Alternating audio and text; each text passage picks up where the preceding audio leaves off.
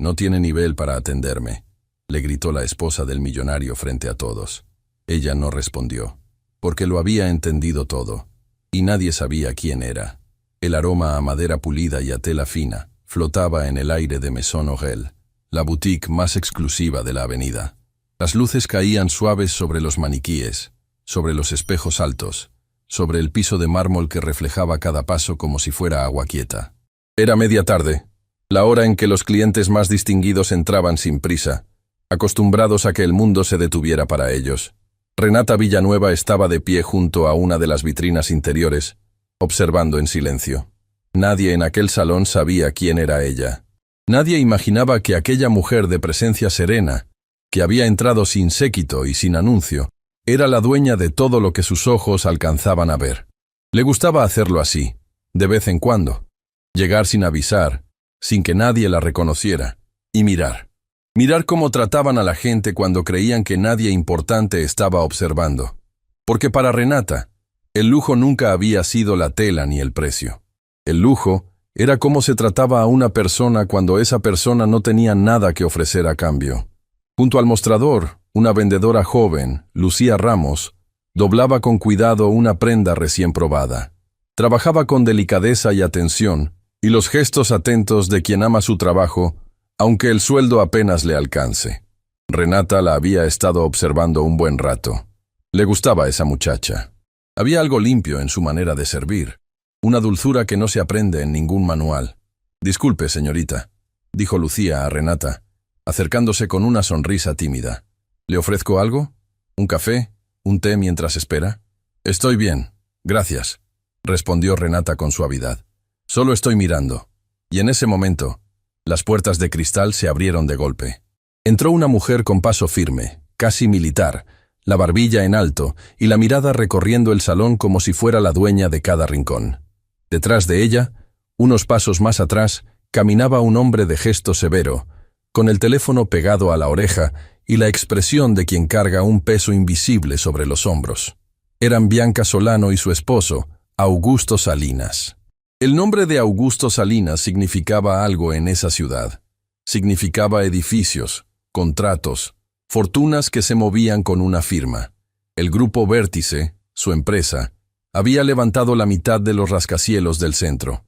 Pero esa tarde, Augusto no parecía un hombre poderoso. Parecía un hombre cansado, atrapado en una llamada que claramente no iba bien. «No, escúcheme. Si ese acuerdo no se cierra, todo se viene abajo», murmuraba al teléfono, alejándose hacia un rincón. «Necesito hablar con la directora, con la dueña, con quien tome las decisiones. Llevo semanas intentándolo». Renata, desde su lugar, escuchó esas palabras, y algo en su pecho se movió apenas, como una piedra que rueda lento al fondo de un lago. Pero su rostro no cambió. Siguió en silencio. Bianca, mientras tanto, ya había puesto los ojos sobre las prendas más caras del salón. Tocaba una, la soltaba, tomaba otra, la dejaba caer sobre el mostrador sin cuidado. Lucía se acercó, dispuesta a ayudar. «Buenas tardes, señora. Bienvenida a Maison Orel.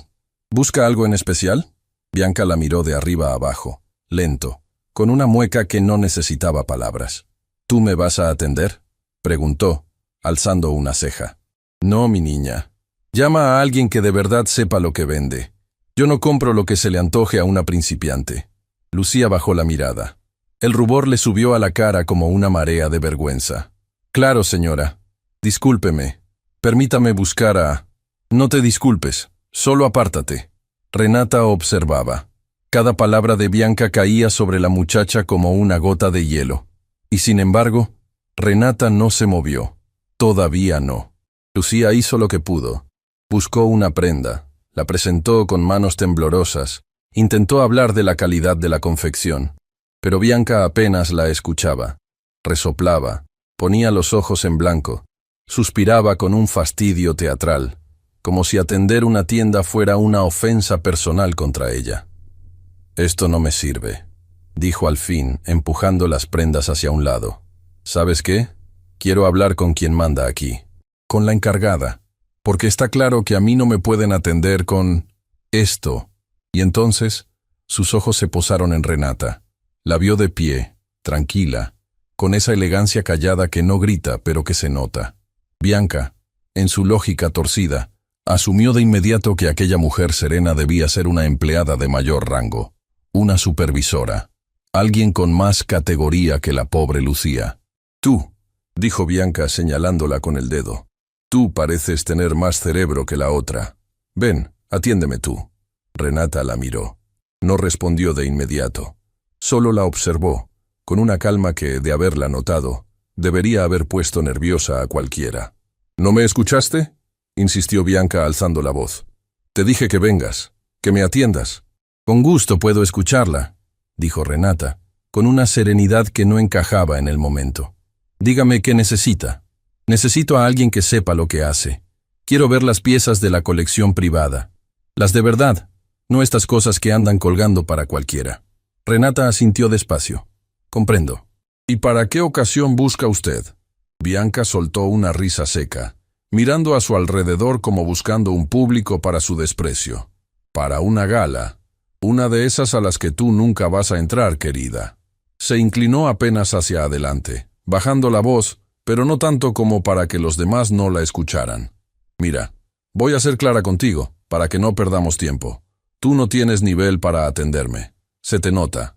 Llama a tu jefe, al dueño de esto, a alguien que esté a mi altura, no a una cualquiera. El salón entero pareció contener el aliento. Lucía, a unos metros, se llevó la mano a la boca.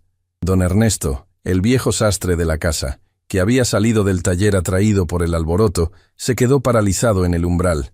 Conocía a Renata desde hacía más años de los que quería contar, y sabía exactamente quién acababa de ser insultada delante de todos. Pero Renata no se inmutó. No hubo rabia en su rostro, no hubo lágrimas, no hubo la temblorosa indignación que Bianca probablemente esperaba provocar. Hubo, en cambio, algo mucho más inquietante. Una calma profunda, casi triste. La calma de quien ya ha visto demasiado de la vida, como para sorprenderse por la crueldad de una persona. Entiendo, dijo Renata, en voz baja. Y en su interior, sin que nadie lo supiera, algo se había encendido. No la ira, la memoria. Porque mientras Bianca hablaba, mientras la señalaba y la humillaba frente a todos, Renata la miraba con una atención distinta. No miraba su arrogancia, miraba algo debajo de ella, un gesto, una manera de morderse el labio cuando creía que nadie la veía. Una forma de tensar los hombros, que no era de alguien acostumbrada al poder, sino de alguien que finge estarlo. Y Renata, que había aprendido a leer a las personas en los años más duros de su vida, sintió que ese rostro lo había visto antes, hacía mucho, en otro lugar, en otra época, cuando ninguna de las dos tenía nada, pero no dijo nada, todavía no. Permítame un momento, dijo Renata. Voy a traerle lo que busca. Por fin alguien con sentido común, resopló Bianca cruzándose de brazos. Y apúrate, no tengo todo el día. Renata caminó con paso tranquilo hacia el fondo del salón. Al pasar junto a Lucía, se detuvo apenas. La muchacha tenía los ojos húmedos, la dignidad herida. No bajes la cabeza, le susurró Renata. Lo que hiciste estuvo bien. Tú la trataste con respeto. Eso vale más de lo que ella jamás va a entender. Lucía la miró sin comprender. ¿Quién era aquella mujer que hablaba con tanta autoridad y tanta dulzura al mismo tiempo? Don Ernesto se acercó a Renata cuando ésta llegó cerca del taller. Le habló en voz muy baja, casi tembloroso. Renata, ¿quieres que diga algo? ¿Quieres que la saque de aquí? Nadie tiene derecho a hablarte así. Tú, de entre todas las personas. No, Ernesto, respondió ella, posando una mano sobre el brazo del anciano. No vamos a hacer nada de eso. Pero ella no sabe quién eres. Lo sé. Renata miró por encima del hombro, hacia donde Bianca esperaba, impaciente, dándose aire con la mano. Y hay algo que ella todavía no sabe que yo sí recuerdo. ¿De qué hablas? Renata no respondió enseguida. Sus ojos se quedaron fijos en Bianca, y por un instante brevísimo, su expresión serena se quebró. Fue solo un segundo, pero en ese segundo, don Ernesto vio algo que no había visto nunca en ella. Vio dolor, un dolor viejo, guardado, de esos que uno cree haber enterrado y que de pronto regresan con el rostro de alguien. Esa mujer, dijo Renata, casi para sí misma, No siempre se llamó Bianca Solano. Don Ernesto frunció el ceño. ¿Qué? Y no siempre vistió como viste hoy. Hubo un tiempo en que ella y yo... Renata se detuvo. Tragó saliva. Hubo un tiempo, Ernesto, en que ella tenía aún menos que yo. Y yo no tenía nada. El viejo sastre se quedó sin palabras. Mientras tanto, al otro lado del salón, Augusto Salinas guardaba por fin el teléfono. La llamada había terminado mal. Se le notaba en el rostro derrotado. Se acercó a su esposa, pasándose una mano por la cara. ¿Ya terminaste?, preguntó con cansancio. Tenemos que irnos. Las cosas están... complicadas. Estoy esperando a que esa mujer me traiga la colección privada, respondió Bianca, señalando con la barbilla hacia el fondo. Imagínate, Augusto. Casi me atiende una novata. Tuve que poner orden. En estos lugares hay que recordarles a todos cuál es su lugar. Augusto suspiró. No tenía energía para discutir. Su mente estaba en otra parte, en el acuerdo que se le escapaba de las manos, en la empresa que sentía hundirse bajo sus pies. Bianca, por favor, hoy no estoy de humor para tus escenas. No es una escena, es educación. Algo que aquí, por lo visto, escasea. Renata regresó en ese momento. Traía consigo no una prenda, sino una pequeña carpeta de cuero, elegante y discreta. La colocó con calma sobre el mostrador, frente a Bianca. Aquí tiene, dijo. Bianca la miró con desconfianza. ¿Y esto qué es? Yo pedí ver la colección privada. No, papeles. Es lo que necesita ver antes que cualquier otra cosa, respondió Renata, y por primera vez, una sombra de firmeza atravesó su voz serena. Confíe en mí. Augusto, que había estado mirando distraído hacia la calle, giró la cabeza. Algo en el tono de aquella mujer le llamó la atención. Un tono que no era de empleada. Un tono de alguien que está acostumbrada a que la escuchen. Bianca, contrariada, abrió la carpeta. Sus ojos recorrieron la primera línea del documento que había dentro. Y de pronto, su rostro cambió. El color se le fue de la cara. Los labios se le entreabrieron. La mano que sostenía la carpeta empezó a temblar. Apenas, pero a temblar. «Esto», murmuró Bianca, con un hilo de voz. «Esto no puede ser». Augusto se acercó intrigado. «¿Qué pasa? ¿Qué es eso?» Bianca levantó la mirada de los papeles. Buscó a Renata con los ojos, y esta vez no había desprecio en ellos. Había miedo. Un miedo crudo, antiguo. El miedo de alguien que ve aparecer un fantasma que creía haber dejado atrás para siempre. ¿Quién eres tú?, balbuceó. Renata la miró largamente. Y luego, con la serenidad de quien lleva años esperando ese momento sin saberlo, respondió. Creo que ya lo sabes, Bianca. Creo que siempre lo supiste. El salón quedó en silencio. Lucía, don Ernesto, Augusto, todos sentían que algo enorme estaba a punto de revelarse. Algo que cambiaría para siempre la vida de los que estaban en aquella sala.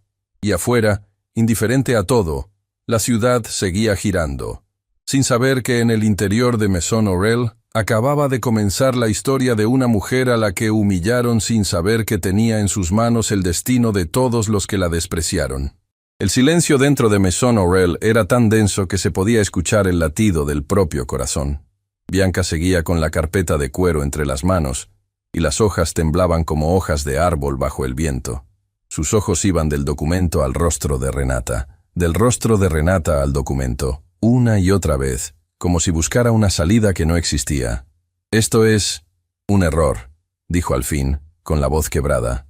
«Tiene que ser un error». Renata no respondió, solo la miraba, con esa calma que ya no parecía calma, sino algo mucho más hondo, una paciencia construida con años de dolor. Augusto, a un lado, no entendía nada. Se inclinó para mirar el papel que su esposa sostenía, pero ella, con un movimiento brusco, cerró la carpeta de golpe contra su pecho. «No», dijo Bianca, casi sin aire. «No, esto no es asunto tuyo». «¿Cómo que no es asunto mío?». Augusto frunció el ceño confundido. «Bianca, estás temblando, estás pálida. ¿Qué dice ese papel?» «Nada, no dice nada».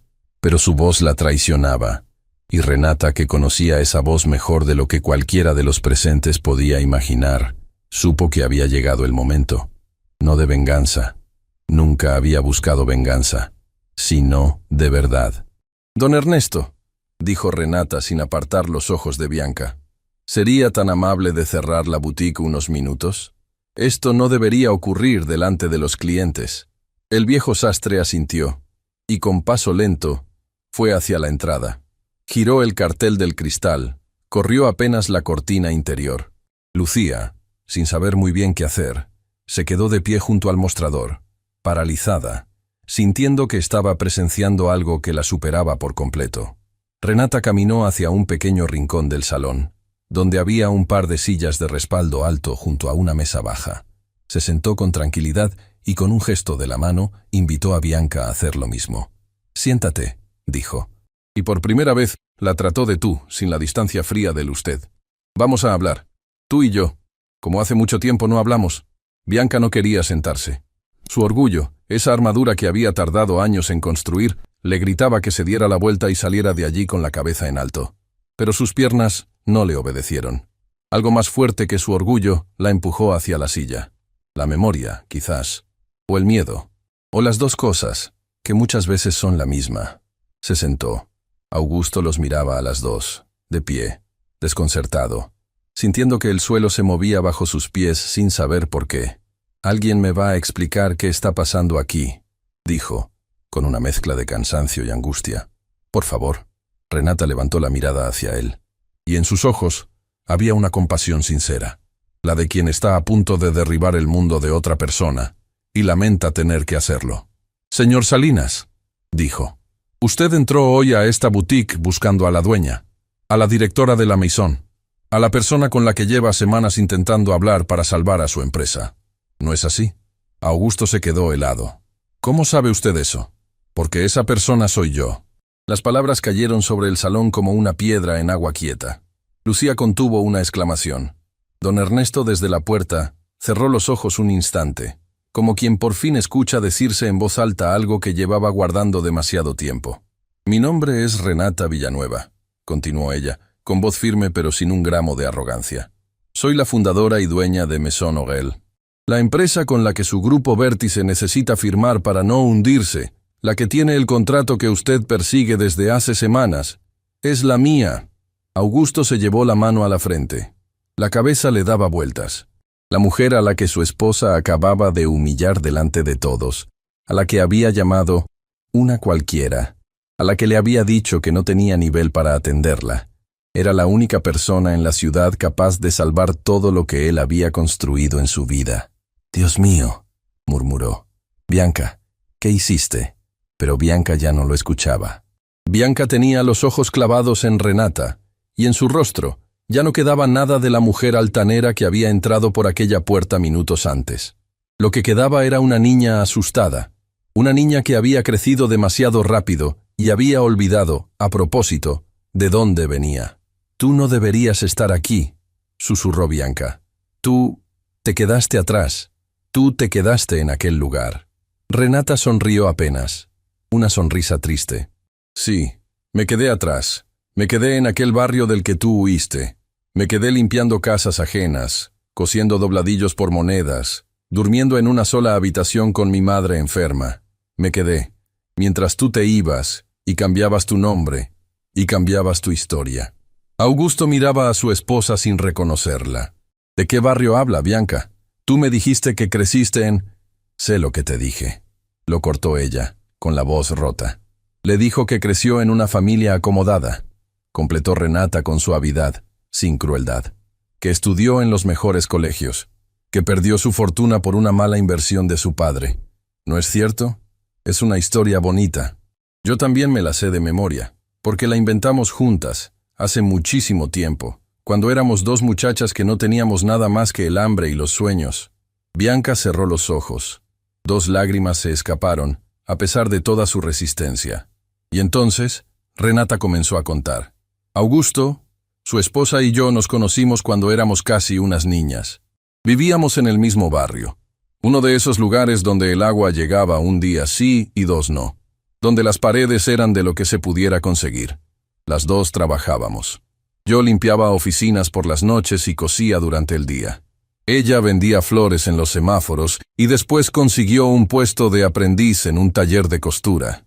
Éramos inseparables. Compartíamos un pan cuando solo había uno. Nos cubríamos con la misma manta cuando hacía frío. Renata hizo una pausa. Su voz, por primera vez, vaciló. Ella era mi mejor amiga, la única familia que me quedaba, además de mi madre. Lucía, junto al mostrador, ya tenía las mejillas húmedas. Don Ernesto, en la puerta, apretaba los labios para no quebrarse. Soñábamos juntas, siguió Renata. Yo soñaba con tener mi propia casa de moda algún día. Diseñaba en servilletas, en pedazos de cartón, en lo que encontrara. Y ella soñaba con escapar, con dejar atrás la pobreza, el hambre, la vergüenza. Decía que un día iba a ser alguien, que nadie volvería a mirarla por encima del hombro nunca más. Augusto escuchaba sin moverse, como si cada palabra le revelara a una mujer completamente distinta a la que creía conocer. Un día, continuó Renata, y aquí su voz se hizo más baja, más cuidadosa, como quien toca una herida que nunca terminó de cerrar. Llegó una oportunidad, una sola. Un diseñador importante buscaba a una joven aprendiz para llevarla a la capital, para formarla, para abrirle las puertas de un mundo con el que las dos solo nos atrevíamos a soñar. Era una sola plaza, una. Y nos la ofrecieron a las dos para que decidiéramos quién iría. El salón entero parecía haberse encogido alrededor de su voz. Yo no podía ir, dijo Renata. Mi madre estaba enferma. No podía dejarla sola. Así que le dije a ella, ve tú, y cumple el sueño de las dos. Y cuando puedas, cuando estés arriba, acuérdate de mí, vuelve por mí. Renata respiró hondo. Ella me prometió que lo haría. Me lo juró, me abrazó, lloró. Me dijo que jamás me olvidaría, que volvería a buscarme, que un día tendríamos juntas nuestra casa de moda. Hizo una pausa larga, tan larga que el silencio dolía. Nunca volvió, dijo al fin. Nunca escribió, nunca preguntó por mí. Desapareció, como si yo jamás hubiera existido. Mi madre murió ese invierno, y yo enterré a mi madre sola, sin la única amiga que me quedaba en el mundo. Bianca lloraba ahora abiertamente, con el rostro entre las manos. Yo no podía volver, murmuró entre sollozos. Si volvía a aquel lugar, me iba a hundir con él. Tenía que dejarlo todo atrás, todo. Y eso te incluía a ti. Pensé que si te buscaba, si te recordaba, no iba a poder seguir adelante. Me convencí de que era la única manera. Lo sé, dijo Renata, y lo asombroso era que no había rencor en su voz, solo una tristeza inmensa. Durante mucho tiempo te odié, Bianca. No te voy a mentir, te odié con todas mis fuerzas. Pero después comprendí algo. Comprendí que tú no me abandonaste a mí, te abandonaste a ti misma. Mataste a la muchacha que vendía flores en los semáforos, a la que compartía su pan conmigo, a la que tenía el corazón más generoso que conocí. La mataste para construir a esta otra mujer, a Bianca Solano. Y el problema de matar a quien fuiste es que pasas el resto de tu vida con miedo de que alguien la encuentre. Augusto se dejó caer en la silla más cercana. Tenía la mirada perdida, como un hombre que acaba de descubrir que vivió años junto a un misterio. Por eso, dijo lentamente atando los cabos, siempre evitaste hablar del pasado. Por eso te incomodaban las personas humildes. Por eso humillas a quien sirve, a quien trabaja, a quien limpia, porque les tienes miedo, porque cada una de ellas te recuerda a la que fuiste. Bianca no respondió, pero su llanto lo dijo todo. Renata se levantó, caminó hacia Bianca y, para sorpresa de todos, se arrodilló frente a ella. Le tomó las manos, esas manos temblorosas que aún sostenían la carpeta.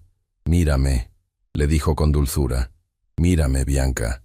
Bianca levantó el rostro, deshecho, desnudo de toda máscara. Yo no vine aquí a destruirte, dijo Renata. Aunque ese papel que tienes en las manos podría hundir a tu esposo en un instante. Aunque podría darme la justicia que durante años creí que merecía. No vine por eso. Vine porque la vida, de una manera que ni yo entiendo, te puso de nuevo frente a mí. Y necesito que entiendas algo. El dolor que cargas no se cura humillando a los demás. Se cura enfrentando a la única persona a la que llevas años huyendo. A ti misma. El llanto de Bianca se volvió incontenible. Eran lágrimas distintas a las del miedo. Eran las lágrimas de algo que se rompe por dentro después de años de estar congelado. Y en ese instante, Augusto, todavía sentado, Miró el reloj de la pared, después su teléfono, después a Renata. Algo en su rostro había cambiado. Ya no pensaba en el contrato. Ya no pensaba en el grupo Vértice. Pensaba en algo que lo carcomía desde hacía mucho tiempo y que, hasta esa tarde, no había tenido el valor de mirar de frente. «Hay algo que ustedes no saben», dijo Augusto de pronto, con voz hueca. Las dos mujeres voltearon a verlo. «Hay una razón por la que necesito ese contrato con tanta desesperación. Una razón que no le he dicho a nadie, ni a ti, Bianca». Tragó saliva. «El grupo Vértice no está en crisis por una mala temporada. Está en crisis porque hace años tomé una decisión. Una decisión de la que me arrepiento cada día de mi vida. Y creo que esa decisión tiene que ver con ustedes dos más de lo que se imaginan». Renata sintió un escalofrío recorrerle la espalda. «¿De qué está hablando, señor Salinas?» Augusto bajó la mirada hacia sus propias manos, como si en ellas pudiera ver algo que lo perseguía. «Del barrio del que ustedes vienen», dijo en voz muy baja. «Del taller de costura donde ella trabajó de aprendiz». Levantó los ojos, y estaban llenos de una culpa antigua. «Yo sé lo que pasó ahí, y sé por qué ese lugar desapareció». El aire pareció abandonar la sala. Bianca dejó de llorar de golpe. Renata se quedó inmóvil, y afuera, la tarde empezaba a caer sobre la ciudad, como si el mismo cielo se preparara para escuchar una verdad que llevaba demasiados años enterrada. Las palabras de Augusto quedaron suspendidas en el aire, pesadas, imposibles de ignorar. «Yo sé lo que pasó ahí», había dicho, «y sé por qué ese lugar desapareció». Renata sintió que el suelo se inclinaba bajo sus pies, pero no perdió la compostura. Nunca lo hacía delante de los demás. Se volvió hacia Lucía, que seguía de pie junto al mostrador, conmovida y confundida a partes iguales. «Lucía», dijo con dulzura, «¿podrías subir a mi despacho y preparar un poco de té? Vamos a necesitar privacidad». La muchacha asintió. Antes de marcharse sin querer, dejó caer una pequeña libreta que llevaba escondida bajo el brazo. Las hojas se abrieron en el piso, y Renata alcanzó a ver lo que había en ellas. Bocetos. Vestidos dibujados a lápiz, líneas inseguras pero llenas de talento, sueños de una chica que diseñaba a escondidas mientras servía a otros. Renata recogió la libreta y se la devolvió. La miró a los ojos. «¿Tú dibujas esto?» Lucía bajó la vista, avergonzada. «Perdón, señora. Sé que no debería traerlo al trabajo. Es solo que algún día quiero estudiar diseño, aunque sé que para alguien como yo eso es casi imposible». Renata sostuvo la libreta un instante más de lo necesario. Algo en su pecho se apretó. Vio en aquella muchacha a otra joven de hace mucho tiempo. Una que también dibujaba vestidos en pedazos de cartón sin atreverse a soñar en voz alta. «Nada es imposible para quien tiene esto», dijo, devolviéndole la libreta con firmeza. «Guárdala bien. Hablaremos de tu futuro. Te lo prometo». Lucía subió las escaleras con el corazón latiéndole distinto. Y los tres adultos quedaron solos en el salón, rodeados de espejos que parecían multiplicar el peso de lo que estaba por venir. Renata se volvió hacia Augusto. «Hable. ¿Qué tiene que ver usted con el barrio donde nacimos?» Augusto se pasó las manos por el rostro. Parecía haber envejecido en cuestión de minutos. «Hace muchos años», empezó con la voz ronca. «Yo era joven, ambicioso. Empezaba a construir el grupo Vértice de la nada. Igual que ustedes empezaron de la nada. Quería ser grande. Quería que mi nombre significara algo. Y para eso necesitaba un primer gran proyecto. Uno que me pusiera en el mapa». Hizo una pausa, tragando con dificultad. «Conseguí inversionistas. Conseguí permisos. Conseguí un terreno enorme en una zona olvidada de la ciudad. Una donde nadie con dinero quería poner un pie. La compré barata. Iban a levantarse torres, un centro comercial, oficinas. El proyecto que cambió mi vida, el que me hizo rico». Renata empezó a comprender, y a medida que comprendía, una frialdad le subía por las venas. «¿Qué zona, Augusto?», preguntó, y por primera vez su voz perdió el sosiego. «Dígame qué zona». Augusto levantó la mirada. Sus ojos estaban húmedos. «La de ustedes», dijo. «Para construir aquella primera torre, hubo que despejar el terreno.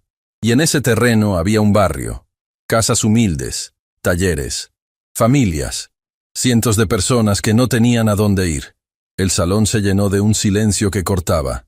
Las desalojamos», continuó él. y cada palabra le salía como una confesión arrancada del alma, con papeles, con permisos, con todo en orden ante la ley. Pero por dentro yo sabía que estaba destruyendo el único hogar que esa gente tenía. Me dije que era el precio del progreso, que alguien tenía que pagarlo, que no era mi culpa. Me repetí esas mentiras durante años para poder dormir. Bianca, que había dejado de llorar, lo escuchaba con la boca entreabierta, blanca como el papel. «El taller», dijo ella, con un hilo de voz. «El taller de costura donde yo aprendí, donde Renata y yo soñábamos. ¿Tú lo demoliste?» Augusto cerró los ojos y asintió. «Sí». Renata se llevó una mano al pecho. Toda su vida había imaginado que aquel taller, aquel pequeño refugio donde ella diseñaba en servilletas, simplemente había cerrado, como cierran tantas cosas de los pobres, sin explicación, sin nadie que las defienda. Nunca había sabido que detrás de su desaparición había una firma, una decisión, un hombre. Y ese hombre estaba ahora frente a ella, casado con su antigua mejor amiga, pidiéndole de rodillas que salvara su empresa. La ironía era tan brutal que le quitó el aire. «Usted no entiende lo que destruyó», dijo Renata, y ahora su voz temblaba, no de tristeza, sino de algo más oscuro, algo que rara vez se permitía sentir. No fueron solo paredes, no fue solo un terreno barato en su mapa de ambiciones. Era nuestra casa, la mía y la de mi madre. Cuando ustedes nos echaron no teníamos a dónde ir. Terminamos en una sola habitación, sin agua caliente, con goteras. Mi madre ya estaba enferma. Ese lugar la terminó de matar. Augusto bajó la cabeza, incapaz de sostenerle la mirada. «Lo sé», dijo. «Sé que hubo personas que sufrieron, y hay una en particular, una a la que no he podido olvidar en todos estos años». Renata se quedó inmóvil. «¿De qué habla?» Augusto se levantó de la silla. Caminó hacia el ventanal de la boutique, desde donde se veía, a lo lejos, recortada contra el cielo del atardecer, una torre altísima, la primera torre del Grupo Vértice, el monumento a su ambición y a su culpa. El día antes de la demolición, dijo, sin volverse, con la vista clavada en aquella torre, vino una mujer a mi oficina. Una mujer humilde, de manos gastadas por el trabajo. No traía abogados ni amenazas. No traía nada. Solo vino a pedirme, a rogarme, que no derribara su hogar. Me dijo que estaba enferma, que no le quedaba mucho tiempo, y que lo único que le importaba en este mundo era su hija. Una muchacha que dibujaba vestidos, que soñaba con tener algún día su propia casa de moda. Renata dejó de respirar.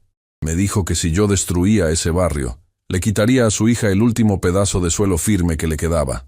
Continuó Augusto, y su voz se quebró.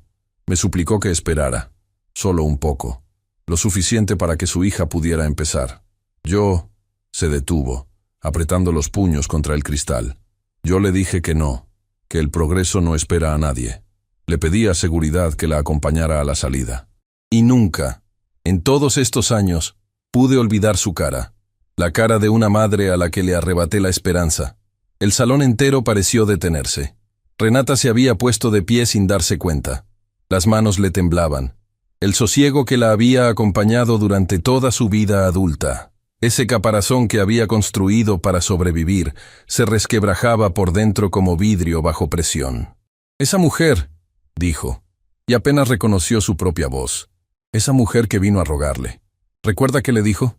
¿Recuerda sus palabras exactas?» Augusto se volvió hacia ella, confundido por la intensidad de la pregunta.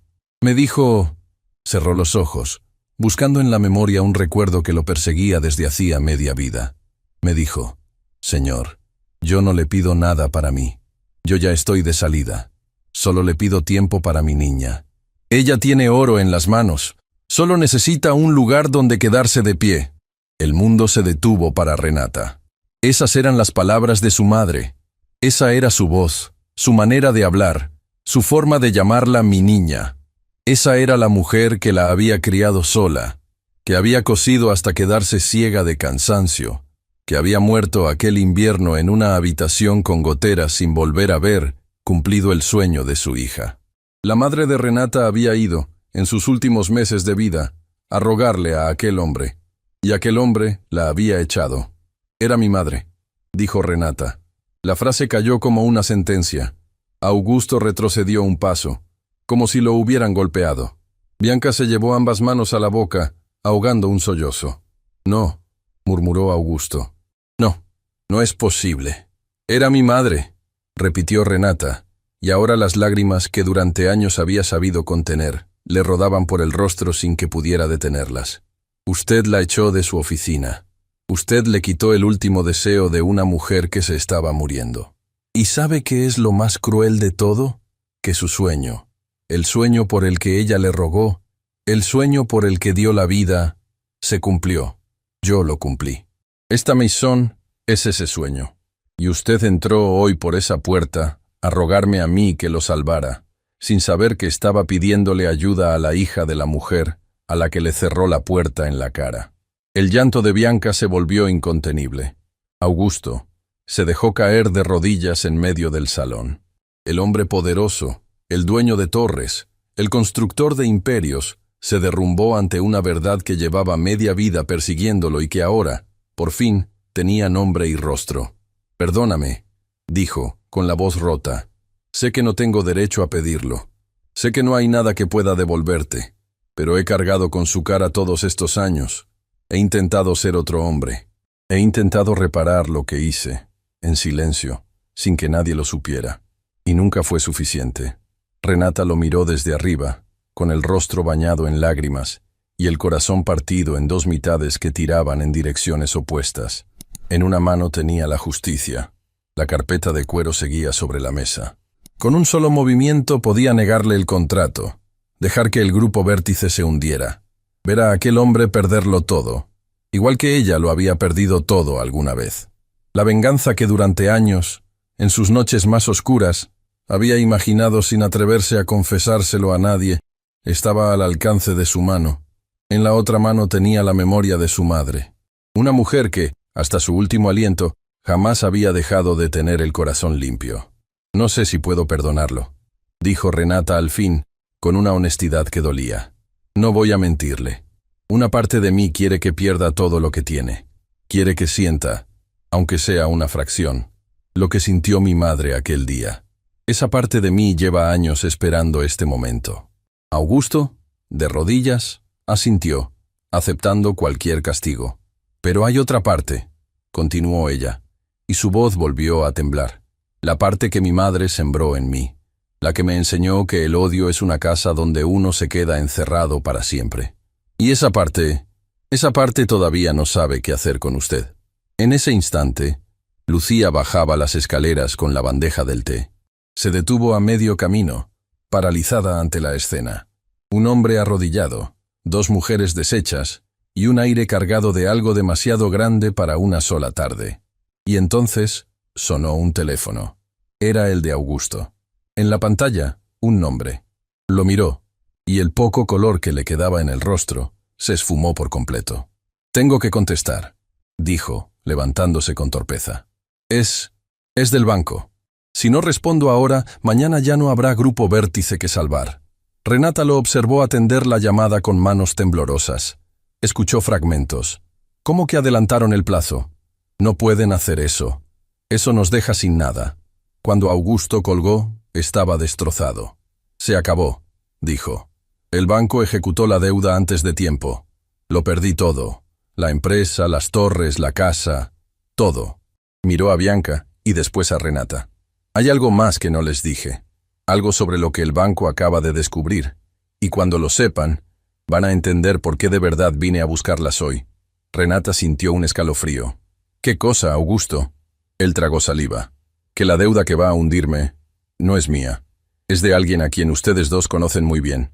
Que la deuda que va a hundirme no es mía», había dicho Augusto. «Es de alguien a quien ustedes dos conocen muy bien». El eco de esas palabras quedó vibrando entre los espejos de Maison Aurel. Renata sintió que la tarde entera se había vuelto irreal, como si estuviera caminando dentro de un sueño del que no lograba despertar. «Explíquese», dijo ella, con la garganta seca. «¿Qué quiere decir con que la deuda no es suya?» Augusto se sostuvo del borde del mostrador. El hombre que minutos antes hablaba de torres y fortunas parecía ahora a punto de quebrarse en pedazos. «Hace un tiempo», comenzó, midiendo cada palabra. El grupo Vértice necesitaba capital para sobrevivir. Los proyectos se habían frenado, los bancos me cerraban las puertas, y entonces apareció un inversionista, uno solo, alguien dispuesto a poner una cantidad enorme de dinero para mantenerme a flote. Me pareció un milagro. Firmé sin leer del todo lo que firmaba. Estaba desesperado. ¿Quién?, preguntó Renata. Augusto cerró los ojos. Octavio del Río. El nombre cayó como una losa. Bianca, que hasta ese momento permanecía encogida en la silla, se levantó de golpe, como si el asiento la hubiera quemado. Todo el color desapareció de su rostro. Las manos le empezaron a temblar de una manera nueva, distinta. El temblor de quien escucha pronunciarse en voz alta el nombre de su peor miedo. No, murmuró. No, no puede ser él. Él no. Renata también se había quedado helada, aunque por razones distintas. Octavio del Río. Ese nombre la perseguía desde hacía media vida. Era el diseñador. El hombre poderoso que, cuando ella y Bianca eran apenas dos muchachas hambrientas, había llegado al barrio buscando talento joven. El que ofreció una sola plaza, una sola oportunidad, para llevarse a una aprendiz a la capital. El hombre por el que Renata se había quedado atrás, cuidando a su madre, mientras Bianca subía al automóvil que la alejaría para siempre. Con los años, Octavio del Río había dejado de ser solo un modisto. Su nombre se había convertido en un imperio. Casa del Río, una de las firmas más temidas del mundo de la moda, y detrás de ella, un fondo de inversión, Río Capital, que compraba, vendía y destruía empresas con la misma frialdad con la que él cortaba una tela. Augusto, dijo Renata lentamente, atando los hilos de una madeja que le revolvía el estómago. Octavio del Río compró su deuda. Lo sostuvo a flote a propósito. Y hoy, justo hoy, hizo que el banco adelantara el plazo para hundirlo. Sí, respondió Augusto, derrotado. Y hay algo más. Algo que descubrí hace poco y que no entendía hasta ahora. ¿Qué cosa? Augusto la miró a los ojos. Del Río no quiere mi empresa. No le interesan mis torres ni mi dinero. Desde el principio puso una sola condición para perdonar toda la deuda. Una condición que yo creí imposible y que por eso nunca te conté. Tragó saliva. Quiere Maison Orel. Te quiere a ti, Renata. Quiere tu casa de moda. Y me usó a mí, mi desesperación, para llegar hasta ti. El salón se llenó de un frío que no venía de afuera. Renata dio un paso atrás. De pronto, todas las piezas encajaban con una crueldad perfecta. El acuerdo que Augusto perseguía desde hacía semanas. La insistencia en hablar con la dueña. La casualidad de que su esposa entrara justamente a esa boutique. No había sido casualidad. Nada lo había sido. Él te envió, dijo Renata, y no era una pregunta. Te empujó hasta mi puerta. Yo no lo sabía, se defendió Augusto con la voz quebrada. Te lo juro. Del Río me dijo que necesitaba cerrar un trato con Maison Orel, que si yo lograba acercarlo, perdonaría mi deuda. Yo pensé que era un negocio normal. Nunca imaginé que detrás de todo esto había una historia tan vieja. Nunca imaginé que tú eras... que ustedes eran... No pudo terminar la frase. Bianca, mientras tanto, se había apoyado contra una columna del salón. Respiraba con dificultad. Y entonces, sin que nadie se lo pidiera, empezó a hablar. Y al hacerlo, la última de sus máscaras cayó al suelo y se hizo añicos. Yo sé lo que Octavio del Río es capaz de hacer, dijo, con la mirada perdida. Mejor que nadie, porque yo viví bajo su sombra durante años. Renata se volvió hacia ella. Bianca, cuando me subí a aquel automóvil, Renata, cuando me alejé del barrio dejándote atrás, creí que iba hacia una vida mejor. Y al principio lo pareció. Del Río me enseñó, me formó, me vistió, me dio un nombre nuevo. Bianca Solano. Hasta el nombre que llevo es invención suya. La muchacha que vendía flores en los semáforos no le servía a su imagen, así que la borró. Me convirtió en alguien presentable. En una pieza más de su colección. Las palabras salían de ella como agua de una represa que por fin se rompe. Pero todo tenía un precio, continuó. Del Río no regala nada. Cada favor era una deuda. Cada puerta que me abría se cerraba detrás de mí con una cadena. Me usó para acercarse a gente poderosa, para sus negocios, para sus tratos. Y cuando conocí a Augusto, cuando por fin creí que podía escapar y tener una vida propia, Miró a su esposo con los ojos llenos de lágrimas. Descubrí que ni siquiera eso había sido libre. Del Río sabía quién era Augusto. Sabía de su empresa. Me dejó ir solo porque le convenía tenerme cerca de él. Augusto la escuchaba como quien ve desmoronarse todo lo que creía cierto. «Me dices que nuestro matrimonio...» «Te amo, Augusto», dijo Bianca con firmeza, y por primera vez en toda la tarde, su voz sonó verdadera, sin una sola capa de fingimiento. Eso sí fue real. Es lo único en toda mi vida que fue completamente mío y verdadero. Pero Del Río lo permitió por cálculo, no por bondad. Él nunca suelta lo que considera suyo. Y yo, para él, siempre seré suya. Renata se acercó a su antigua amiga. La miró, y en su pecho ocurrió algo extraño. La rabia que había sentido hacia ella durante tantos años empezó a disolverse, reemplazada por una comprensión dolorosa. Bianca no había sido solo una traidora, también había sido una víctima. Una muchacha pobre atrapada por un hombre poderoso que la había moldeado a su antojo. «Por eso humillabas a la gente humilde», dijo Renata en voz baja. «No era solo vergüenza de tu pasado, era miedo. Vivías aterrada de que Del Río te recordara de dónde te sacó, de que, si te mostrabas débil, volvieras a ser aquella muchacha descartable». Bianca asintió, incapaz de hablar. En lo alto de la escalera, Lucía seguía de pie con la bandeja del té entre las manos, sin atreverse a moverse. Las lágrimas le corrían en silencio. Aquella muchacha, que esa misma tarde había sido tratada como si no valiera nada, comprendía ahora que la mujer que la había despreciado cargaba un dolor tan grande como el suyo. Renata caminó hacia el centro del salón. Necesitaba pensar. Necesitaba aire.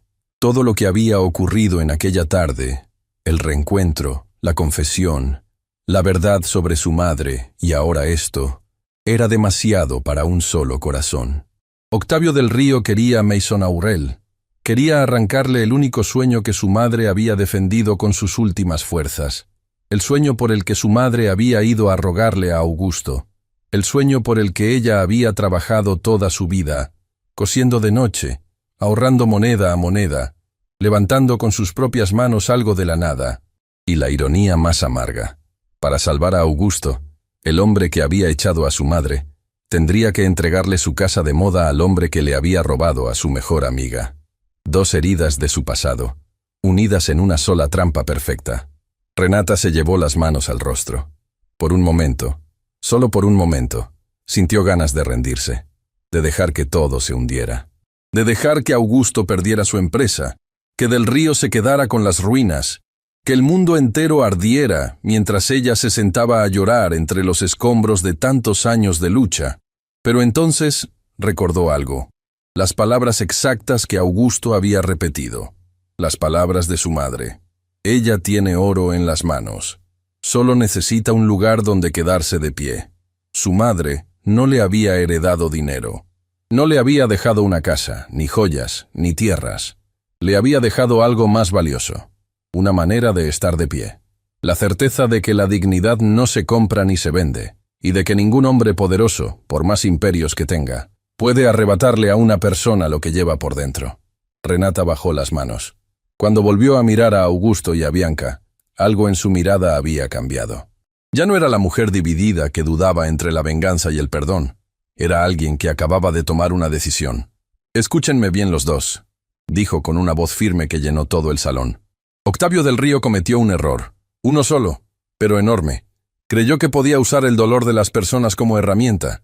Creyó que podía llegar hasta mí a través del miedo de Bianca y de la desesperación de Augusto. Creyó que yo, al verlos a ustedes hundidos, le entregaría mi casa para salvarlos. Calculó cada movimiento, pero hay algo que no calculó. «¿Qué?», preguntó Augusto. Renata se acercó a la mesa. Tomó la carpeta de cuero, esa misma que había hecho palidecer a Bianca al inicio de la tarde, y la sostuvo en alto. «Que nosotras tres nos íbamos a encontrar», dijo. «Y que, por primera vez en muchos años, las dos mujeres a las que Del Río creyó haber roto para siempre, iban a estar de nuevo en la misma habitación, juntas». Caminó hacia Bianca y le tendió la mano. Una mano abierta. Una oferta de tregua que ninguna de las dos había imaginado posible esa mañana. «Tú lo conoces mejor que nadie», le dijo Renata. Sabes cómo piensa, cómo se mueve, dónde guarda sus secretos. Y yo tengo en estas manos algo que él lleva años buscando y que jamás imaginó que terminaría conmigo. Levantó apenas la carpeta. Lo que hay aquí dentro no es solo tu pasado, Bianca. Es el suyo. Es la prueba de algo que él hizo y que destruiría todo lo que ha construido. Bianca la miró sin comprender del todo.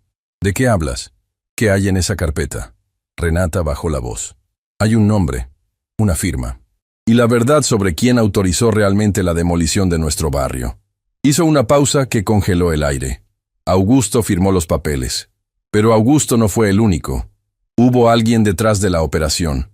Alguien que puso el dinero, que movió los hilos para quedarse con ese terreno y revenderlo después por una fortuna. Y ese alguien es el mismo hombre que hoy quiere quitarme mi casa de moda.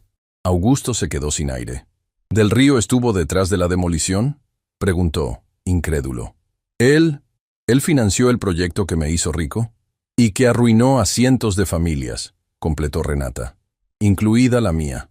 Octavio del Río no solo me quitó a mi amiga, Augusto, estuvo detrás de la mano que echó a mi madre a la calle. Y durante todos estos años, sin saberlo, yo guardé la prueba que puede hacerlo caer.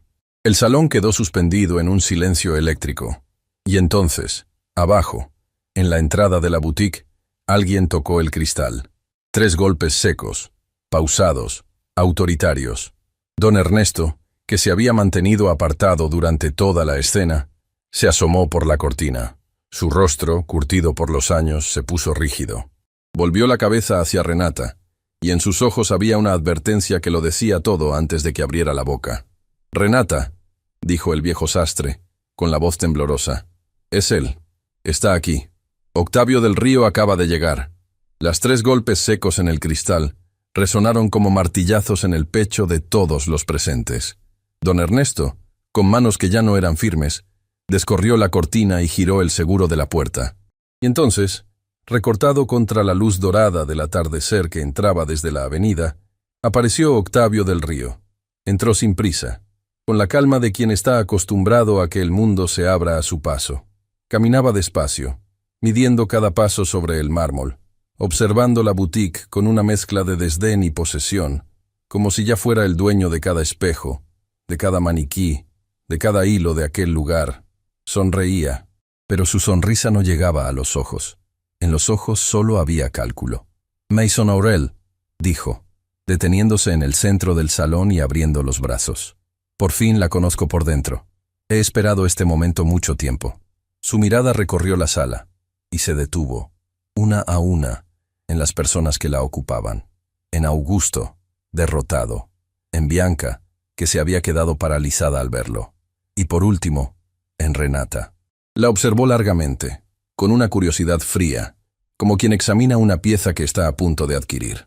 «Así que tú eres la famosa Renata Villanueva», dijo. «La mujer que construyó todo esto de la nada. Debo admitirlo. Es un trabajo impresionante. Una lástima que esté a punto de cambiar de manos». Renata no retrocedió, no bajó la mirada. Se mantuvo de pie en el centro de su casa de moda, con la serenidad de quien está pisando un suelo que conoce mejor que nadie. «No recuerdo haberlo invitado a entrar, señor del Río», dijo. «No necesito invitación para entrar a lo que pronto será mío», respondió él sin perder la sonrisa. «Augusto ya te lo explicó, supongo. Su deuda, su empresa, su ruina, todo conduce a una sola salida. Tú me entregas Maison Aurel, y yo lo perdono todo. Tu antiguo amigo conserva sus torres. Tu querida amiga conserva su matrimonio. Y todos vivimos felices. ¿No es un trato generoso?» Bianca dio un paso al frente. Las piernas le temblaban, pero algo en ella había cambiado en el transcurso de aquella tarde. Por primera vez en años, miró a Octavio del Río a la cara sin agachar la cabeza. «Tú no perdonas nada, Octavio», dijo. «Tú solo cobras. Siempre cobras». Del Río se volvió hacia ella, y por un instante su sonrisa se afiló. «Vaya, vaya». La pequeña vendedora de flores recuperó la voz. Inclinó la cabeza con un gesto burlón. «Después de todo lo que hice por ti, te saqué del lodo, te di un nombre, te enseñé a caminar entre la gente importante sin que se te notara de dónde venías. Y así me lo agradeces. Tú no me sacaste del lodo. respondió Bianca con la voz quebrándose pero sin ceder. Me arrancaste de mi vida. Me separaste de la única familia que me quedaba. Buscó con la mirada a Renata, y sus ojos se llenaron de lágrimas. Me hiciste creer que para ser alguien tenía que olvidar a quien más me quería en este mundo. Y te obedecí. Durante años te obedecí. Esa es la mayor vergüenza de mi vida. Del Río soltó una risa breve, desprovista de calor. Qué conmovedor. Pero los sentimientos no figuran en ningún contrato, querida. Se volvió de nuevo hacia Renata. Hablemos de negocios. Tengo los papeles listos. Una firma tuya, y todo este drama termina esta misma tarde. Sacó del interior de su saco un documento doblado y lo extendió sobre el mostrador junto a la bandeja de té que Lucía había dejado olvidada. Lo alisó con la palma de la mano, despacio, disfrutando del momento. «Firma», dijo, «y sálvalos a todos». Renata se acercó al mostrador, miró el documento, y por un instante, el peso de toda la tarde cayó sobre sus hombros. Si firmaba, perdía el sueño de su madre. Si no firmaba, Augusto lo perdía todo, y Bianca con él. Del Río lo había calculado a la perfección. La había puesto en una posición donde cualquier decisión la haría perder. Pero Del Río había olvidado algo. Había olvidado que Renata no era la muchacha asustada que él recordaba del barrio. Había olvidado que el dolor, cuando no destruye a una persona, la vuelve de hierro. Renata levantó la vista del papel y lo miró directamente a los ojos. «Antes de firmar, déjeme contarle algo, señor Del Río», dijo, con una serenidad que hizo que el aire de la sala se volviera más espeso. «Una historia que quizás usted ya olvidó, porque los hombres como usted olvidan rápido a las personas que pisan». Del Río arqueó una ceja, divertido. «Te escucho». «Hace muchos años», comenzó Renata, «en un barrio pobre que ya no existe, había un pequeño taller de costura, un lugar humilde, donde dos muchachas soñaban con tener algún día su propia casa de moda. Una de ellas se la llevó usted. La otra se quedó atrás, cuidando a su madre enferma. Su voz no temblaba. Era firme, clara, como el filo de unas tijeras nuevas.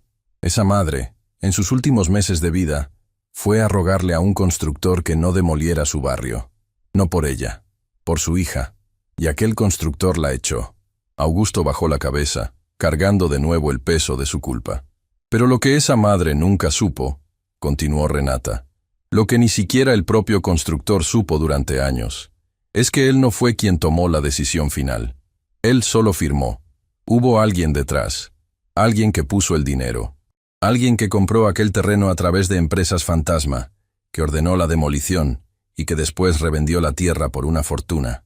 Renata hizo una pausa y clavó los ojos en Del Río. Ese alguien fue usted. Por primera vez en toda la tarde. La sonrisa de Octavio Del Río se borró. «No sé de qué hablas», dijo, pero algo había cambiado en su tono. Una grieta apenas perceptible.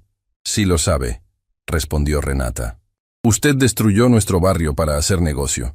Y al hacerlo, sin saberlo, dejó sin casa a la familia de la misma muchacha a la que años antes había dejado atrás.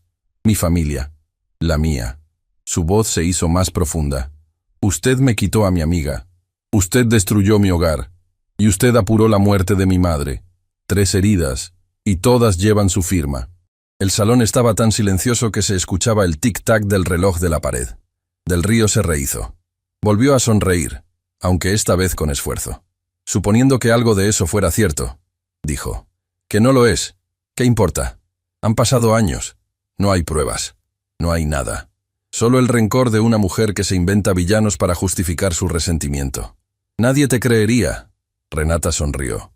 Y su sonrisa, a diferencia de la de él, sí llegó a los ojos. «Tiene razón en una cosa», dijo. «Han pasado años, pero se equivoca en lo demás». Caminó hacia la mesa baja del rincón y tomó la carpeta de cuero. La sostuvo en alto, y por el rostro de Del Río cruzó, por primera vez, una sombra de inquietud. «¿Sabe qué es esto?», preguntó Renata. Cuando demolieron el taller de costura, el viejo maestro que lo regentaba alcanzó a rescatar una caja de documentos antes de que todo se viniera abajo. Contratos, recibos, papeles que parecían no servir para nada. Ese hombre no tenía a quién dejárselos. Estaba solo, igual que yo. Así que, antes de morir, me los confió a mí, una muchacha que cosía dobladillos por monedas. Pensó que algún día podrían servirme. Y los guardé durante años, sin entender del todo lo que tenía entre las manos. Don Ernesto, desde su rincón, dio un paso al frente. Tenía los ojos húmedos. «Ese viejo maestro era mi hermano», dijo el sastre, con voz temblorosa. «Y yo estaba ahí el día que te entregó esa caja, Renata. Lo recuerdo como si fuera hoy». Renata asintió, conmovida, y volvió a mirar a Del Río. «Dentro de esta carpeta», dijo, «están los nombres de las empresas fantasma, las firmas, los movimientos de dinero, todo lo que conecta la demolición de nuestro barrio con usted, señor Del Río. Durante años no supe lo que tenía, hasta que un día, hace no mucho, leí en una revista un reportaje sobre el gran Octavio Del Río y su imperio, y reconocí un nombre, el mismo que aparece en estos papeles. Octavio Del Río había dejado de sonreír por completo. Su rostro, antes lleno de desprecio elegante, se había endurecido en una máscara tensa. «Eso no prueba nada», dijo, pero su voz ya no tenía la misma fuerza. «Quizás no en un tribunal», respondió Renata con calma. «No soy abogada. No sé si esto bastaría para llevarlo a juicio, pero sí sé una cosa. Usted ha construido todo su imperio sobre una imagen. La imagen del genio, del visionario, del hombre que vino de abajo y triunfó con talento. Imagine lo que pasaría si el mundo supiera que el gran Octavio Del Río amasó su primera fortuna echando a familias humildes de sus casas, que detrás de la casa del Río hay barrios enteros destruidos, que usted no es un artista, es solo un hombre que pisó a los débiles para subir». Del Río apretó la mandíbula. Por primera vez, el cazador se sentía acorralado. «¿Qué quieres?», dijo al fin con voz baja y peligrosa. «¿Dinero? ¿Acciones? Dime tu precio. Todos tienen uno». «Ahí está su error, señor Del Río», respondió Renata. «Usted cree que todo se compra, que toda persona tiene un precio. Y es verdad que hay cosas que el dinero alcanza, pero hay una que no. La dignidad de quien aprendió a vivir sin nada y a no perderse a sí mismo en el camino. Esa, usted nunca podrá comprarla. Ni a mí, ni a Bianca, ni a nadie». Tomó el documento que Del Río había dejado sobre el mostrador, el contrato que la haría perder Maison Aurel, y lo rompió en dos. El sonido del papel rasgándose cortó el aire como un trueno. «No voy a firmar nada», dijo. «Y usted va a perdonar la deuda de Augusto. Toda. Sin condiciones. Va a soltar a Bianca y a borrar cada cadena que le puso encima. Y a cambio, esta carpeta y todo lo que contiene se quedará guardada, en silencio, donde nadie la encuentre». Lo miró fijamente. «Pero si alguna vez vuelve a acercarse a cualquiera de nosotros, si alguna vez intenta volver a usar el dolor de una persona como herramienta, entonces el mundo entero sabrá quién es usted en realidad». El silencio que siguió fue absoluto. Octavio Del Río miró a Renata. Miró la carpeta. Miró a Bianca, erguida por primera vez en años. Miró a Augusto, que lo observaba con una mezcla de miedo y de algo nuevo, esperanza, y comprendió que, por primera vez en mucho tiempo, había perdido el control de la situación. «Esto no se queda así», dijo entre dientes. «Sí», respondió Renata, sin alzar la voz. «Sí, se queda así. Porque usted, señor Del Río, tiene mucho más que perder que yo. Yo ya perdí todo lo que me importaba hace mucho tiempo. Y aún así sigo de pie. Usted podría decir lo mismo si lo perdiera todo». Del Río no respondió. Dio media vuelta, con la rigidez de un hombre que se retira de una batalla que creía ganada de antemano. Caminó hacia la puerta, pero antes de salir, se detuvo. Y sin volverse del todo, dejó caer una última frase, en voz baja, casi un susurro venenoso. «Hay algo que tú no sabes, Renata. Algo sobre tu madre, sobre la verdadera razón por la que fue a rogarle a Augusto aquel día». Giró apenas la cabeza, y su perfil quedó recortado contra la luz del atardecer. «Si supieras lo que de verdad pasó, no estarías defendiendo a este hombre. Pregúntale a él. Pregúntale a Augusto qué le ofreció tu madre aquella tarde, y qué fue lo que él de verdad le respondió». Y con esas palabras, Octavio Del Río salió de Maison Aurel, dejando tras de sí un silencio cargado de una nueva pregunta. Renata se volvió lentamente hacia Augusto. El hombre había palidecido. Temblaba. «¿De qué habla Augusto?», preguntó ella con el corazón golpeándole el pecho. «¿Qué le ofreció mi madre aquella tarde?». Augusto abrió la boca. La cerró. Las lágrimas le brotaron de los ojos. «Hay algo que no te conté», murmuró. «Algo que no tuve el valor de decirte hace un rato, porque es la parte que más vergüenza me da de toda esta historia». La puerta de Maison Aurel se había cerrado tras Octavio del Río, pero sus últimas palabras seguían flotando en el salón como un humo que nadie podía disipar. «Pregúntale a Augusto qué le ofreció tu madre aquella tarde». ¿Y qué fue lo que él de verdad le respondió? Renata mantenía los ojos fijos en Augusto. El hombre temblaba, con el rostro empapado y la mirada clavada en el suelo de mármol, incapaz de sostenerla de ella. «Habla», dijo Renata, y aunque su voz era apenas un murmullo, llenó toda la sala.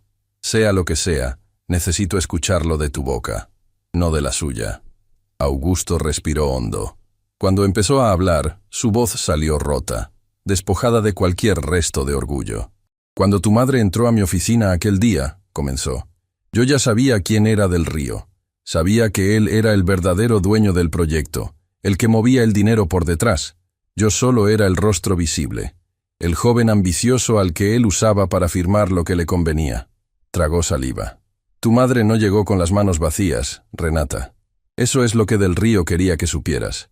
Ella me ofreció algo». Renata sintió que el corazón se le encogía. «¿Qué te ofreció?» Augusto levantó por fin la mirada. Tenía los ojos enrojecidos. «Una caja», dijo. «Una pequeña caja de costura, de madera gastada, con un bordado en la tapa.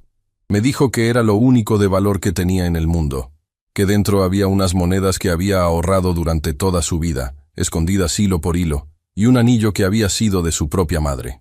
La voz se le quebró. «Me ofreció todo lo que tenía, hasta el último centavo, hasta la última memoria de su familia, a cambio de una sola cosa, que esperara, que retrasara la demolición lo suficiente para que su hija tuviera dónde empezar». El salón estaba en absoluto silencio. Lucía, en lo alto de la escalera, se había llevado las manos al pecho. Bianca lloraba sin hacer ruido. Don Ernesto miraba a Augusto con una mezcla de dolor y de algo parecido a la compasión. «¿Y qué hiciste?», preguntó Renata con un hilo de voz. Augusto cerró los ojos. «Tomé la caja», dijo. «La tomé de sus manos. Y le dije que lo pensaría. Le dije que volviera en unos días por una respuesta». Las lágrimas le rodaban ahora libremente por el rostro. Pero no tenía intención de esperar. La demolición ya estaba programada. Del Río no la habría detenido por nada del mundo. Yo lo sabía. Y aún así, le quité a tu madre lo único que tenía, sabiendo que no iba a cumplir mi parte.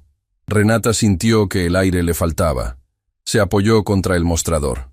«Le quitaste su caja», repitió, como si necesitara escucharlo de nuevo para creerlo. «Le quitaste sus ahorros de toda una vida, el anillo de su madre, sabiendo que la ibas a echar igual». «Sí», confesó Augusto derrumbándose, «y es la cosa de la que más me he avergonzado en toda mi vida. Cargué con esa caja durante años. No pude gastar esas monedas. No pude vender ese anillo. Los guardé, porque cada vez que los miraba, recordaba a la mujer a la que había engañado. Recordaba que mi fortuna no empezó solo con una demolición. Empezó con el robo de los ahorros de una madre moribunda». El llanto de Renata era ahora silencioso, profundo, el llanto de una herida que se abre hasta el fondo. Pero entonces, Augusto hizo algo que nadie esperaba. Se llevó la mano al interior de su saco y sacó un objeto pequeño, envuelto en un paño viejo y cuidadosamente doblado. Lo sostuvo un instante, con manos temblorosas, como quien sostiene algo sagrado. «La he llevado conmigo todos estos años», dijo, «a todas partes. Desde el día en que entendí, viendo crecer tu nombre en el mundo de la moda, que aquella muchacha de la que hablaba tu madre eras tú. Desde que comprendí que su sueño se había cumplido a pesar de mí. La guardé esperando un día tener el valor de devolvértela, aunque sabía que no merecía la oportunidad». Extendió el paño hacia Renata. Lo abrió despacio, y allí, sobre la tela gastada, estaba la pequeña caja de costura, la madera oscurecida por el tiempo, el bordado en la tapa, descolorido pero aún visible, una flor sencilla, cosida a mano por unos dedos que Renata había visto trabajar durante toda su infancia. Renata dejó de respirar. La reconoció al instante. Era la caja de su madre, la misma sobre la que se había dormido tantas noches de niña. escuchando el sonido de la aguja entrando y saliendo de la tela. La misma que creía perdida para siempre, enterrada bajo los escombros de un barrio que ya no existía. La tomó con manos temblorosas, la sostuvo contra el pecho, y por primera vez en toda aquella tarde imposible, lloró sin contenerse. Lloró como la niña que un día perdió a su madre en una habitación con goteras, sin haberle podido decir que su sueño, algún día, se haría realidad. Abrió la caja despacio. Dentro estaban las monedas, oscurecidas por los años, y el anillo, un aro fino, humilde, sin piedras preciosas, pero más valioso para Renata que cualquier joya del mundo. Lo tomó entre los dedos, y debajo del anillo encontró algo que no esperaba, un pequeño papel doblado, amarillento por el tiempo. Lo desdobló con cuidado, temiendo que se deshiciera entre sus dedos. Era la letra de su madre, temblorosa, hecha por una mano cansada pero inconfundible, y decía: «Mi niña, si algún día lees esto es porque la vida nos separó antes de tiempo. No llores por mí. Yo tuve la suerte más grande del mundo, ser tu madre. No te dejo dinero, no te dejo casa, te dejo algo mejor, tus manos, en ellas hay oro. No dejes que nadie, nunca, te haga creer que no tienes nivel para nada en esta vida. Tú vales más que todos los palacios juntos. Sé buena, y cuando tengas mucho, acuérdate de los que no tienen nada. Te quiere, mamá». Renata leyó la nota 2 veces, 3, y a cada lectura, algo dentro de ella se transformaba. No dejes que nadie, nunca, te haga creer que no tienes nivel para nada en esta vida. Aquella misma tarde, en aquella misma sala, Bianca le había dicho que no tenía nivel para atenderla. Y su madre, años antes de morir, había escrito esas palabras exactas en un papel, como si hubiera sabido, como si hubiera adivinado, que un día su hija necesitaría escucharlas. Renata levantó la vista. Miró a Augusto, que esperaba su sentencia con la cabeza baja, dispuesto a recibir cualquier castigo, cualquier condena, cualquier palabra de odio que ella quisiera arrojarle. Pero Renata no arrojó odio. Caminó hacia él, con la caja de su madre apretada contra el pecho. Se detuvo frente al hombre que le había arrebatado tanto. Y durante un largo instante, ninguno de los dos dijo nada. «Durante años», dijo Renata al fin con la voz cargada de lágrimas, «soñé con este momento sin saberlo. Soñé con encontrar al responsable de mi dolor y hacerle pagar. Imaginé 1000 maneras de devolverle el daño.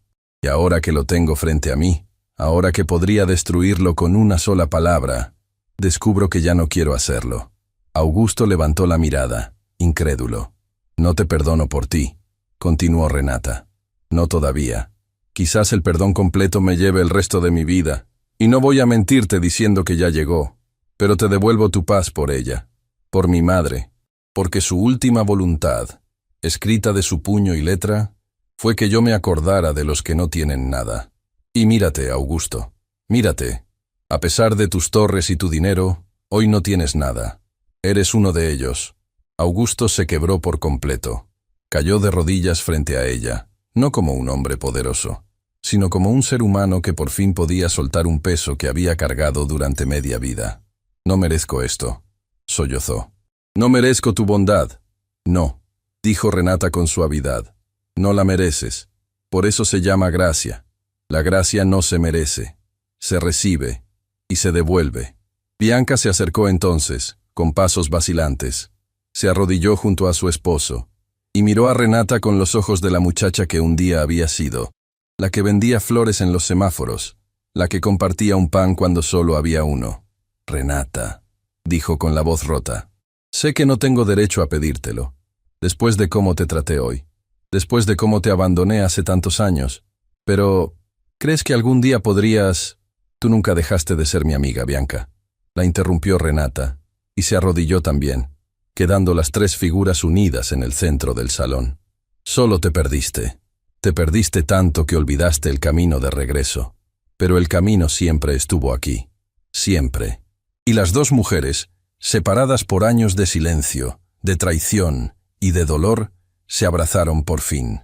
Un abrazo que olía a barrio pobre, a pan compartido, a sueños dibujados en pedazos de cartón. Un abrazo que ningún imperio, ningún del Río, Ninguna fortuna había logrado borrar del todo. Don Ernesto, desde su rincón, se secó las lágrimas con el dorso de la mano. Y en lo alto de la escalera, Lucía lloraba también, abrazada a su pequeña libreta de bocetos, sin saber aún que aquella escena cambiaría también el rumbo de su propia vida. Cuando por fin se separaron, Renata se puso de pie y ayudó a Augusto y a Bianca a levantarse. «Ahora escúchenme», dijo recuperando la firmeza. «Esto no termina aquí. Del Río salió de aquí derrotado, pero los hombres como él no se rinden tan fácil. Va a intentar algo. Lo conozco. Lo conoces tú mejor, Bianca». Miró a su antigua amiga. «Y por eso vamos a adelantarnos. Vamos a protegernos los tres. Y vamos a hacer algo que él jamás esperaría». «¿Qué cosa?», preguntó Augusto. Renata miró la caja de costura que aún sostenía. Miró la nota de su madre. Y una idea, clara y luminosa, empezó a tomar forma en su mente. «Vamos a convertir el dolor en algo bueno», dijo. «Del Río construyó su imperio destruyendo barrios pobres. Nosotros vamos a usar lo que tenemos para reconstruir lo que él destruyó. Pero eso lo hablaremos mañana. Hoy ya hubo suficiente». Subió la escalera hacia donde Lucía la esperaba. La muchacha intentó secarse las lágrimas, avergonzada de que la vieran llorar. «Lucía», dijo Renata con dulzura, «hoy presenciaste cosas que ninguna persona debería ver en su primer año de trabajo. Y aún así, no te moviste de tu lugar. Te quedaste, como me quedé yo una vez. Señora, yo solo no sabía qué hacer». «Hiciste lo correcto», dijo Renata. «Y ahora yo voy a cumplir la promesa que te hice hace unas horas». Tomó la pequeña libreta de bocetos de las manos de la muchacha y la hojeó con cuidado, deteniéndose en cada dibujo. «Hay oro en estas manos, Lucía, igual que lo había en las mías, y no voy a permitir que el mundo te haga creer lo contrario. A partir de mañana, dejas de ser solo vendedora. Vas a estudiar diseño. Aquí, conmigo. Yo me encargo de todo». Lucía la miró sin poder creerlo. Las lágrimas le volvieron a brotar, pero esta vez eran lágrimas distintas. ¿Por qué hace esto por mí?». Renata sonrió. Y por primera vez en mucho tiempo, su sonrisa no cargaba ningún dolor antiguo, solo paz. «Porque alguien, hace mucho tiempo, escribió que cuando yo tuviera mucho, me acordara de los que no tienen nada», dijo, apretando la caja contra su pecho. «Y hoy, por fin, voy a cumplir esa promesa». Afuera, la noche caía sobre la ciudad. Pero dentro de Maison Aurel, después de la tormenta más larga, algo parecido a la luz, empezaba a abrirse paso. Lo que ninguno de ellos sabía aún era que Octavio del Río, en ese preciso instante, preparaba su último movimiento, y que el día siguiente pondría a prueba, de la manera más inesperada, todo lo que aquella tarde habían reconstruido. La mañana llegó sobre la ciudad con una luz limpia, casi tímida, como si el cielo también supiera que el día anterior había sido demasiado largo. Renata llegó temprano a Maison Aurel, antes que nadie, con la pequeña caja de costura de su madre guardada en el bolso, junto al corazón. No pensaba separarse de ella nunca más, pero al doblar la esquina de la avenida, supo de inmediato que algo andaba mal. Frente a la entrada de su boutique había varios vehículos. Hombres con carpetas, cámaras, un par de periodistas. Y en medio de todos ellos, con la calma venenosa de quien cree haber ganado, estaba Octavio del Río. Renata apretó el paso. «¿Qué significa esto?», preguntó al llegar. Del Río se volvió hacia ella con una sonrisa amplia, teatral, hecha para las cámaras. «Buenos días, Renata», dijo en voz alta, para que todos lo escucharan. «Lamento traerte malas noticias tan temprano, pero los negocios no esperan». Levantó un documento. «Anoche compré la totalidad de la deuda pendiente de los proveedores de telas de Maison Aurel. Toda. Tus telas, tus hilos, tus bordados, tus materiales. Nada de eso te pertenece ya. Me pertenece a mí. Y exijo el pago inmediato, o me llevo cada metro de tela de esta casa hoy mismo».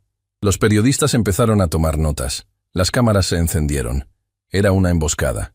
Del Río no había podido quedarse con la Maison por la fuerza, así que había decidido asfixiarla por dentro, dejarla sin materiales, sin con qué trabajar, y hacerlo en público, frente a la prensa, para que el mundo viera caer a la gran Renata Villanueva. Sin telas no hay colección, dijo Del Río, paladeando cada palabra. Sin colección no hay maisón, y sin maisón, bueno, ya sabes cómo termina esto. A menos, claro, que reconsideres mi oferta de ayer. Renata sintió el golpe. Era inteligente. Era cruel. Y por un instante, frente a las cámaras y los hombres de Del Río, se quedó en silencio. Pero entonces, una voz se alzó detrás de ella. Las telas no son problema. Todos se volvieron. Era Augusto Salinas, y a su lado, Bianca. Habían llegado juntos, tomados de la mano, con una serenidad que Del Río no esperaba. Anoche, dijo Augusto avanzando, hice algunas llamadas. Resulta que, aunque perdí mi empresa, todavía me quedan amigos. Personas a las que ayudé cuando tenía poder y que no olvidaron. Esta mañana, antes del amanecer, Maison Orel firmó acuerdos con 3 nuevos proveedores de telas, independientes, que no le deben nada a Del Río. Le entregó una carpeta a Renata. Tus materiales están asegurados, por años. Del Río frunció el ceño. Eso es imposible. Yo controlo a los principales proveedores de la ciudad. De la ciudad, sí, intervino Bianca, dando un paso al frente, mirándolo a los ojos sin un solo temblor. Pero olvidas algo, Octavio. Yo pasé años a tu lado.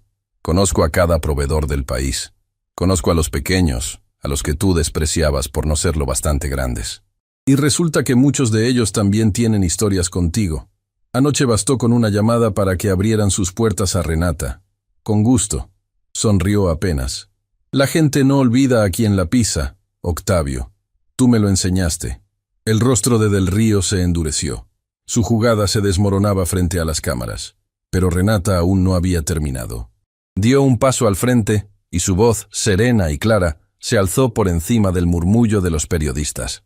Ya que hay tanta prensa aquí, dijo, aprovechemos. Quiero hacer un anuncio. Los reporteros levantaron sus micrófonos. Del Río la miró con desconfianza. Durante toda mi vida, comenzó Renata, guardé un secreto, una herida que creí que me pertenecía solo a mí. Hace muchos años existió un barrio humilde en esta ciudad, un lugar de gente trabajadora, de familias honestas, de sueños pequeños y verdaderos. Ese barrio fue demolido para construir torres y fortunas. Cientos de familias perdieron su hogar. Mi madre fue una de ellas. Y yo, una niña que dibujaba vestidos en pedazos de cartón, lo perdí todo. Las cámaras grababan en silencio absoluto. Durante años creí que ese dolor era mi ruina, continuó. Pero hoy entiendo que fue mi raíz. Por eso quiero anunciar la creación de la Fundación Manos de Oro. Hizo una pausa, y su voz se llenó de emoción contenida. Una fundación que dará becas, talleres y oportunidades a jóvenes de barrios humildes que tengan talento y no tengan medios. Empezando por reconstruir, en el mismo terreno donde estuvo mi antiguo barrio, un centro de oficios y diseño, para que ningún niño con oro en las manos vuelva a escuchar jamás que no tiene nivel para soñar. El murmullo de los periodistas se transformó en un rumor de admiración. Algunos aplaudieron, otros tomaban fotografías sin parar. Y entonces, Renata se volvió hacia Octavio Del Río. Lo miró de frente, sin rencor, pero sin una sola grieta de debilidad. «Está usted invitado a colaborar, señor Del Río», dijo, con una sonrisa serena que era, en sí misma, la mayor de las victorias. «Después de todo, usted conoce muy bien ese terreno. Sería una hermosa manera de devolver lo que un día se tomó».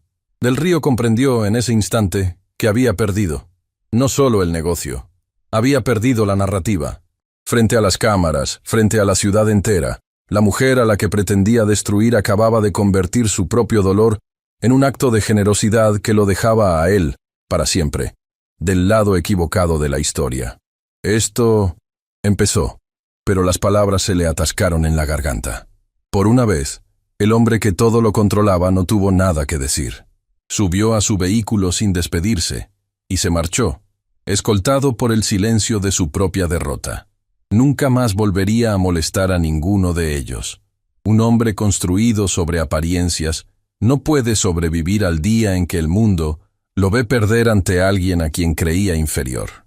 Cuando el último vehículo de Del Río dobló la esquina, Renata respiró hondo. El aire de la mañana nunca le había parecido tan limpio. Las semanas que siguieron fueron de un trabajo incansable, pero distinto a todo lo anterior. Era un trabajo con propósito. Augusto, que lo había perdido casi todo, encontró en la Fundación Manos de Oro una razón para levantarse cada mañana. Dedicó lo que le quedaba, su experiencia, sus contactos, su esfuerzo, a coordinar la reconstrucción del centro de oficios en el terreno de aquel barrio desaparecido. Por las noches, a veces, se quedaba solo en la obra, mirando los cimientos, y le pedía perdón en silencio a una mujer que ya no estaba, prometiéndole que esta vez construiría algo que ella habría querido ver. Bianca trabajaba a su lado. Poco a poco, la mujer altanera que había entrado a la boutique aquella tarde fue desapareciendo, y en su lugar regresó alguien que muchos creían perdida. La muchacha generosa, la que compartía su pan. Empezó a dar talleres a las jóvenes del centro, enseñándoles costura, pero también algo más valioso, a no avergonzarse jamás de su origen. El día que dejé de huir de quien fui, le confesó una tarde a Renata, mientras ordenaban telas en el taller. Empecé, por fin, a vivir. Renata la miró y sonrió, y supo que su amiga, la de verdad, había vuelto para quedarse. Don Ernesto, el viejo sastre, fue nombrado maestro principal del nuevo centro. El hombre que había guardado durante años el dolor de su hermano fallecido, encontró en cada joven que aprendía a coser una manera de honrar su memoria. Decía, entre risas, que jamás se había sentido tan joven como ahora, rodeado de manos nuevas y de sueños recién nacidos. Y Lucía floreció. Bajo la tutela de Renata, sus bocetos inseguros se transformaron en diseños firmes, luminosos, llenos de una sensibilidad que no se enseña. Tiempo después, cuando Maison Aurel presentó su nueva colección, fue una de las piezas de Lucía la que abrió el desfile. La muchacha a la que un día le dijeron que no servía ni para atender una tienda, vio su creación recorrer la pasarela bajo los aplausos. Esa noche, entre bastidores, Lucía buscó a Renata con los ojos llenos de lágrimas. «Nunca voy a poder agradecerle lo que hizo por mí», dijo. Renata le tomó las manos. Las mismas manos que había visto temblar de vergüenza aquella primera tarde. «No me lo agradezcas a mí», respondió. «Págalo hacia adelante. Algún día, cuando tengas mucho, vas a encontrar a alguien que no tenga nada, y vas a acordarte de este momento. Esa será mi mayor recompensa». Lucía asintió, incapaz de hablar. Pasó el tiempo. La Fundación Manos de Oro creció más de lo que cualquiera había imaginado. El centro de oficios, levantado sobre el suelo del antiguo barrio, se llenó de risas, de máquinas de coser, de jóvenes que llegaban sin nada y se marchaban con un oficio y con algo aún más importante, la certeza de que valían. Y en el corazón de aquel centro, en una pequeña vitrina junto a la entrada, Renata colocó un objeto, no una joya, no un premio, una pequeña caja de costura de madera gastada, con una flor bordada en la tapa, y junto a ella, enmarcada, la nota de una madre. Cada joven que entraba al centro leía esas palabras al pasar. «En tus manos hay oro. No dejes que nadie, nunca, te haga creer que no tienes nivel para nada en esta vida». Una tarde, ya con el centro en pleno funcionamiento, Renata se quedó sola frente a esa vitrina. Afuera, el sol caía despacio, tiñendo de dorado las ventanas. Adentro, se escuchaba el rumor de las máquinas, las voces jóvenes, la vida que había nacido del lugar donde una vez todo se había destruido. Renata posó la mano sobre el cristal, justo encima de la caja de su madre. «Lo logramos, mamá», susurró. «Tenías razón, siempre tuviste razón. Había oro en mis manos. Y mira en cuántas manos se convirtió». Cerró los ojos un instante, y por primera vez en toda su vida, no sintió el peso del pasado sobre los hombros. Sintió, en cambio, algo cálido y ligero, como una mano invisible posándose sobre la suya. La mano de una mujer que había dado todo lo que tenía por el sueño de su hija. Una mujer que, aunque ya no estuviera, vivía ahora en cada joven que aprendía que su origen no era una vergüenza, sino una raíz. Aquella mujer, a la que un día humillaron en una boutique, a la que le dijeron que no tenía nivel, había entendido todo. Había entendido que la verdadera riqueza nunca estuvo en las telas finas ni en los imperios. Estuvo siempre en lo que llevamos dentro y decidimos dar a los demás.